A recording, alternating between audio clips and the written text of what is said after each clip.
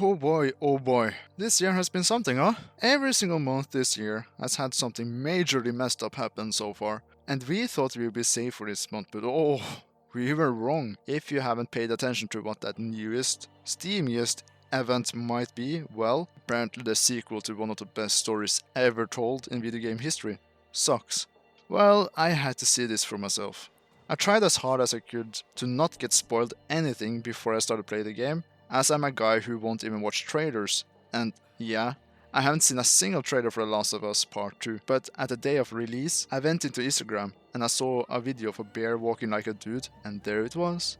A spoiler. I should have kept my wits about me, you know, unlike what could have been said about this game. Alright, enough faffing. Now I'll go head first into the nitty gritty parts to figure out if this game does indeed do the suctioning the game picks up from the previous installment, which, if you haven't played it somehow, then I absolutely recommend to do so. But if you're one of those stubborn guys like I was with the Game of Thrones that probably kept on bragging about being in the 1% who don't watch it and then laugh at its demise, then well played, son.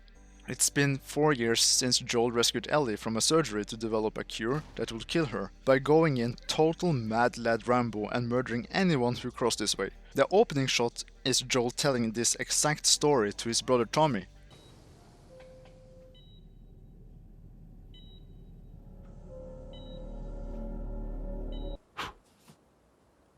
God damn. That's so.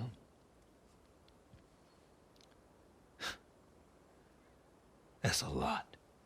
Who at first seemed disturbed by his actions, but then could see his perspective and agreed to never tell a soul until he dies. Now, this review will be a little bit different, because not only will I be talking about the story, the gameplay and all those standard deeds, but I will also talk about the surrounding controversy about this game, because that itself is bigger than this game, and I really want to throw my 2 cents into the pond.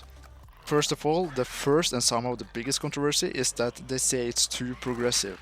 Well, by the first 20 minutes, they do throw the word bigot out more casually than Netflix would have ever dared to attempt. I don't want to hear what that bigot has to say. Bigot sandwiches.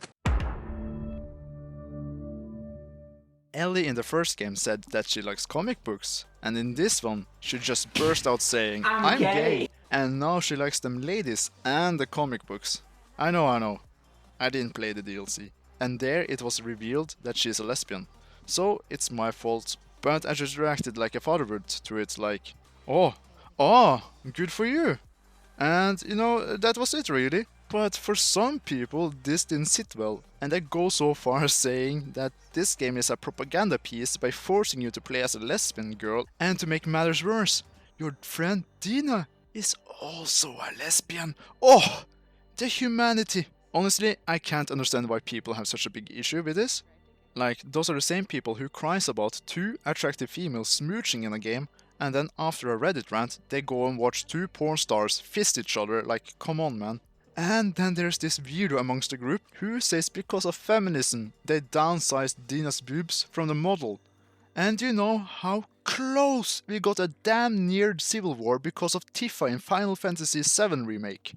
You know, all this is just good fun for me. And I gotta mention it again, but more clearly, that I have no problem at all playing as a lesbian girl as long as the story and gameplay is great. I'm even baffled, to be honest, that the inclusivity is even surprising to some people, as the moment you boot up the game, you can adjust the game to be playable if you're blind, deaf and even physically impaired. In other words, you could be Helen Keller in a wheelchair and you can still be able to play the game. And you mean to tell me you're surprised? The next thing that happens after a brief snow fight where you can punch a kid with the disguise of a snowball is that you wake up in a lodge with a bunch of people, and I was really confused for a second.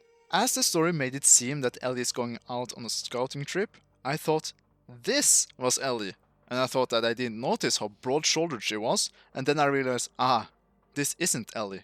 Matter of fact, this is Abby, and she is built like a dude. She is the second playable character in the game, and yeah, you will only be playing as females in this game, so strap on, buckaroo. Who the fuck is Thomas Rue? There's a lot of negativity surrounding Abby. If you somehow haven't noticed, and I will dissect one of them right away, but I will save the rest for last. They feel it's a trans agenda ever since the leaks came out, and that their body type will be more inclusive with people suffering from gender dysmorphia. At that, I will say, come the fuck on. This is the first time I've ever seen any media where it makes sense that a female character can beat a man in combat. I've been annoyed by 50 kg Scarlett Johansson flinging 80 kg dudes between the walls for years now. Are you intoxicated? And I know it's because I've been a martial arts fan my entire life, and as a result, it always breaks my immersion. It's a breath of fresh air at the cost of conventional attractiveness. And I said, if the story and the gameplay is good, then it really doesn't matter at all. Like, if it does resonate with someone playing either of the leads, then fair play. Let them have their enjoyment, honestly. But, as I've said a lot so far, as long as the story is good and the gameplay is good, then the game is good. But that's the catch. I will already say it outright that the story is a bunch of mess. The story only starts as we realize about 1 minute into it that Abby is on the look after Joel, and eventually she gets ambushed by a horde of runners and clickers. She is eventually saved by Joel. Here we get a taste of what the game really delivers on, and that is chaos. I haven't played a single action game that can craft chaos as well as this one, where you will be pulling off blockbuster movie moves at the will throughout every encounter. And it is just fantastic. Abby will then convince Joel and Tommy to take refuge at a lodge which they agree to.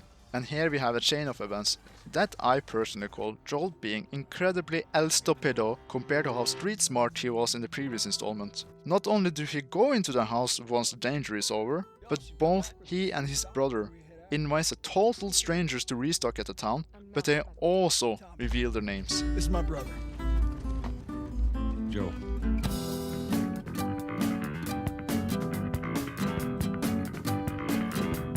I will give a minor plot warning right now, so if you barely heard about The Last of Us Part 2, then you can continue on.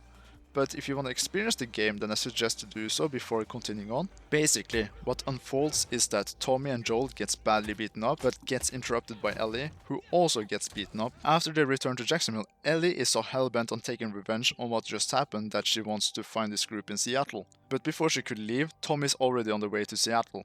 Now it's up to Ellie and her girlfriend to find Tommy and to find Abby's group. Now I will give a major spoiler warning, and I will put up a timestamp so you can skip through if you do not wish to have a major plot point spoiled.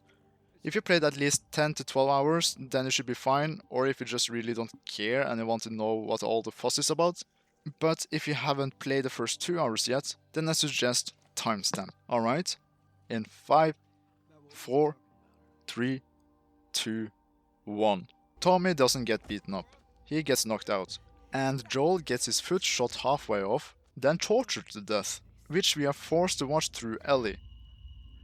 This is the biggest fuck you I've ever seen a game or movie pull out since ever. Here I understood completely why the game got such a low user score. We are talking about Joel Miller, probably one of the greatest video game characters of all time. Who is that good? There's literally 2 other Joels out there, and there's a third one who is just a soldier sent from God. I love you, man! Not only does he get killed off, but he gets killed off out of nowhere after helping someone within the first 2 hours of the game. And not only does he die, we are forced to watch him tortured to death. I remember the director of Dog Soldiers said he was planning on having one particular brutal death in the movie, but he decided to cut it off as he felt the brutality was distasteful for such a lovable character, so he opted on not showing it at all. That was Dog Soldiers, and not the greatest character in video game history. Like, honestly, it just feels pointless. It feels like they did it to shock the fans, but what they really did was infuriate the fans. It makes no sense to off him this early, as Ellie has been very distant of Joel so far in the game as well. It is just so weird that in the first game, Joel could taste an ambush in the air, as with Captain Sableton and sniffing gold from 10 kilometers away. Holy shit. Are we gonna help him? Put your seatbelt on, Ellie. Well, what about the guy? He ain't even hurt.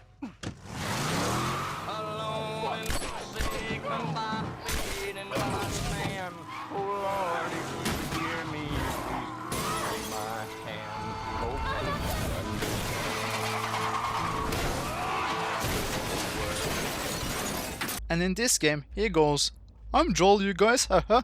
Don't act like you heard of us or something. It is like they sat at this meeting, right? Trying to figure out the motivational drive for the characters, and one fucking Johnny said, "You know Game of Thrones, right? You know how great people praise the series for killing likable characters, right? You know, it took many hours until Red Wedding, right? Let's just do it to Joe in the first 2 hours." And they said, "God damn John, you son of a bitch, you're right. You'll get an immediate raise." If they would want to pull something like this, they should have went either by having Tommy just blurt out he was Joel after sensing something was off and being killed for protecting his brother, then we would have the shock and anger, but not being totally furious. And it would have made sense character-wise. Or if they were to kill off Joel, have it way longer into the game, as this game is near 20 hours long. And also not forcing you to see him tortured would have been nice. From here, the story goes into a total complete mess. As you travel to the city of Seattle, you will be picking up the entire squad, one by one, and you understand that this is wrong from the first guys that you kill, as they're just defending themselves, or you are just defending yourself. But you have no choice in the matter, because the game is so streamlined, it's basically like a movie. Which is fine, but you will soon understand how this clashes with its motive and theme. The story also has a fuck ton of flashbacks, and Ellie's flashbacks is honestly my favorite part of the entire duration of the game. That's what we fans really wanted all this time. Good old Joel and Ellie bonding time, and not a vengeful to-do list. I'm so sure that they could have made a complete non-violent game that is just Ellie and Joel bonding. Do you remember the joke?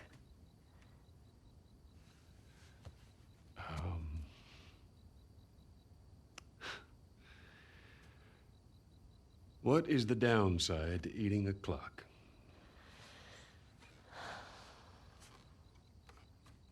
It's time consuming. That's so dumb. And Ellie slowly realizing what Joel did, and Joel trying to gain forgiveness for his actions, and people would have loved it completely. Everyone and their mom would have scored it a perfect 10 out of 10. Eventually you face Abby, and Ellie decides that revenge is bad and she fucks off to Mars.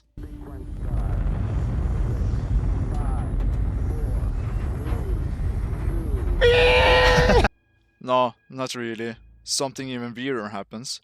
You then take control of Abby through flashbacks in a flashback, and you play as her until you catch up to the present day, which is about 8 more hours. Told you, it's a mess. And here the game really beats your head in with the theme of revenge being bad. Oh, look at many pains you caused because of revenge. Look at this guy you just brutally fucked with a knife. Isn't he a good guy after all? Oh, remember the dog you prison yard stabbed? Well, play fetch with it, you monster. I totally get what they tried to do, but it was just a poor execution. They can't really make you feel guilty or bad when you had no choice in the matter, right? All they did was to sit and watch stupid Ellie make stupid decisions for the entire duration so far. If you compare Last of Us Part 2 with another game that did this correct, Spec Ops The Line, then we understand exactly what the problem is. In the intro of Spec Ops The Line, you're faced with a group of armed Arabic men standing on a bus, screaming at you, and the most popular game at the time was Call of Duty Modern Warfare 2. So what do? You think this is just another shooter and you kill them all, and after the dust settles, your squad asks you, completely shocked, why did you do that? That's how you guilt trip players, make them do decisions that they think are right, and then throw in the consequences. The result of this in Last of Us Part 2 is that you're just sitting there watching a depressing cutscene after depressing cutscene. Truth be told though, I liked Abby's story better than Ellie's story overall, as it had some genuine interesting parts and characters. The most interesting part is a conflict between the cult and the VLF, and Abby through her campaign gets rescued by 2 former members of the cult, Yara and Lev, as she was gonna get disavowed and hanged to set free her sins. Here, there's a couple of spicy controversies as well. First of it is that I've heard people that hate the game since the leak claim that the director Neil Druckmann had said something along the line of, "If you are sexist, racist and affiliated with any kind of ism, then don't buy the game. Which I haven't been able to confirm at all. The only thing I found that fits the description was a Kurt Cobain quote, which stated only the sexist and racist part. Who's to say that even Kurt Cobain even said it to begin with? But they use this as proof of how anti-Christian and anti-religion this game is. Well, Abby and Lev bond together while traveling to the hospital on a bridge, which is the main route the cult uses to traverse the city undetected because wolves don't look up. Here they will comfort each other in the greatest fear, and Lev will talk about the phrases in the scripture that paints the cult in a rather good light, where there are actually no violence in the teachings, practices or scriptures.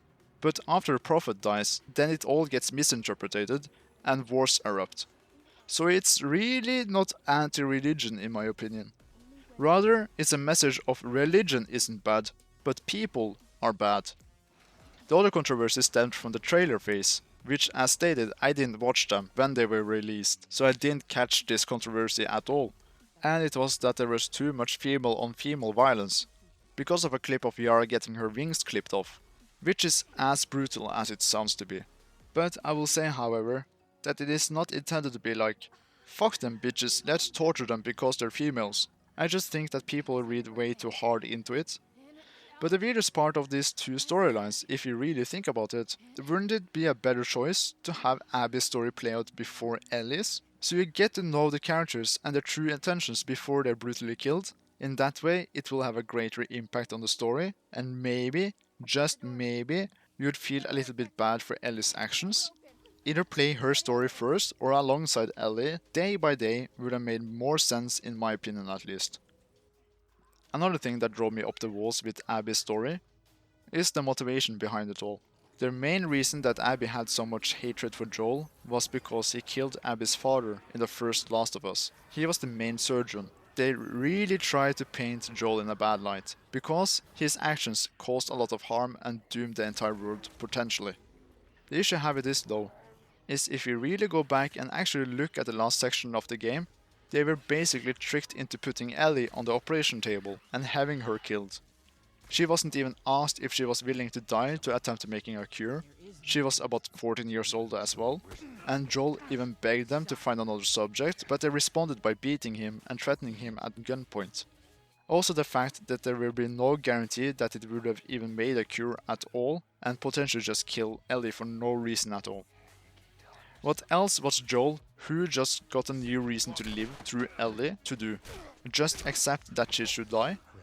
All it was really was a father saving his daughter from being killed in the name of science. And Abby's father stood there with his scalpel threatening Joel, saying he's not taking Ellie. And Joel practically acted in self-defense. So no matter how you twist this, Joel did nothing inherently wrong, and no matter how many times we are shown flashbacks, it doesn't change that fact. The only small detail that resulted of this that was cool was that it explains why Abby got so buff in the first place. Because she felt powerless during this episode, and after that she did nothing else but train for 4 years straight. Chris Boulder Smash Redfield style. As said, the main theme of the game is that revenge is bad, because you will only create a circle of pain. And I'm not even joking on how many times they pushed this theme through the game. By the later stages, I was sat there cringing at the decisions the characters made, as they somehow haven't realized this yet, and still made complete idiotic decisions. And when you think it is over, it isn't over, and they still do the stupidest shit ever. I won't spoil how it ends, but I will say that it both makes sense and doesn't at the same time. And that is why that the players are so split up on how they felt of the ending. Now, with all this said about the story and the controversies, you might think that the user score of a 34 out of 100 is justified, and you start to question why the fuck is it rated 95 out of 100 by the critics, who actually gets paid to review. They're flinging words about like it being revolutionary and shit, which as we all clearly see, it really is not the case, except for having a revolutionary shit story and story structure. I'm smelling some owls in the moss, and I think the industry might be a tiny bit really corrupt. That's my honest take, but I know that my own rating will shock people as well, but hear me out. I once said, we play games to play games and we watch movies to watch movies. I still stand by it. As if a game has a great story, it can save a shit game. But a game with a shit story but a great game is still a great game. Tons of early classics are exactly like that. The story of a game is just a huge potential bonus, but it isn't necessary for a game. And I feel The Last of Us Part 3 is one of those examples. Because when you look at it, then honestly it's a technological marvel of how great the game looks like. It rivals even that of Death Stranding. But in contrary to that game, this game has a lot of stuff going on at once as well. The graphics, the scenery, the models, the everything shines with a bright and clear polish, which will remind us all about those poor workers who put their blood, cum and tears into the game, for it to garner just negative attention. But to them, I think we all will say, well fucking done, because it looks fantastic. The music as well is spot on. The general presentation is second to none so far. How pretty the game looks doesn't determine the game is something I've also said before, and I said the gameplay is just amazing. I get that it will feel repetitive after near 20 hours of the same kind of strategies playing out over and over and over again, but I will tell you what, when a game feels stale, maybe try to play it differently. A lot of great games fall victim to this thing, like Far Cry 2.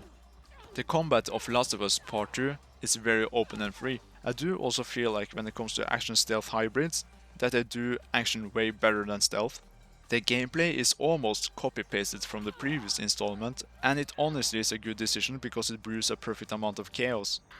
You will get run over, you will scurry away like Jim Jeffries, you will try to save ammo because ammo is scarce, and you will die because you didn't use said ammo. It's incredible, but I talk mostly about humans versus human scenarios though, as when the game forces you into tight buildings with a bunch of clickers. Then you're forced to be stealthy, and that's the only thing that got stale for me. That's also the only moments I didn't do any exploration. But it's also because I'm a wimp when it comes to horror games, truth be told. But I did find it way more fun to try to run through those segments with a Zerg horde after me in a desperate attempt to escape. It's also worth to note that this one doesn't have any multiplayer mode in, which is a letdown for me, as the previous game had a criminally underrated multiplayer that was just a ton of fun. It had such a basic and simple gimmick, and that was to connect your Facebook to the network, and you were like a scavenger for a group of people, and the new people joining your group would be your Facebook friends, with their tiny profile pictures there as well, and they give them different scenarios that would happen when you were scavenging, like for example, today Robert shat himself. And you see that cheeky little cunt's face pop up on the screen as you say, ah, typical Robert. And sometimes your group will get sick and you'll be forced to find supplies and medicines to keep them alive, and it really hits different when you play a game and your actual mom gets sick in the game. It's a shame that this will never happen again though, as this feature got disabled from Facebook. In conclusion, I will give the game a 7 out of 10. To be honest, I'm torn on giving it a 6 out of 10, but it's because I find the gameplay to be quite enjoyable. But the story itself is such a disappointment that it makes the game itself feel like a drag. Like when you finish the game you get a new game plus, but what I really got was an uninstalled game because of the replayability is non-existent for me, and that's only because of the story. But why my rating is a 7 and not a 6 stems from that when I look at other games I'd consider a 6, then this one is obviously better than a 6 based on the game itself. I'd argue it's even better than a 7. And truth of the matter is that if this wasn't called Last of Us Part 2, rather like Strange's Life, then this would have maybe been critically acclaimed on all fronts. It had a really tough crowd to please after the first game, but they really shot themselves in the foot with the story. That is why it's not greater than 7, but also not worse. I like that.